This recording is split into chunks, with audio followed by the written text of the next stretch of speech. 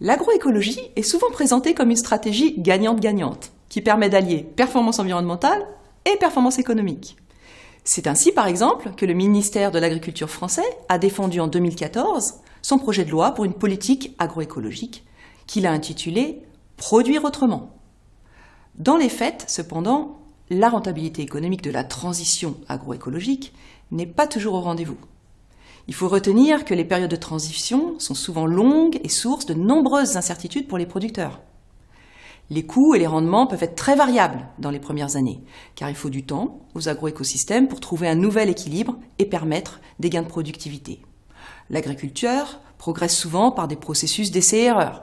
Il y a donc des bonnes et des mauvaises années. Le producteur doit pouvoir s'y préparer et y faire face. Souvent, les forces du marché ne suffisent pas à enclencher la transition. Les pouvoirs publics ont donc un rôle à jouer pour accompagner financièrement l'agriculteur qui se lance dans l'agroécologie et pour l'aider à gérer ses risques. Ils peuvent aussi promouvoir l'action collective et faire sauter les verrous sociotechniques. La partie suivante, donc, montrera comment les politiques publiques peuvent évoluer pour créer un terreau favorable à l'agroécologie.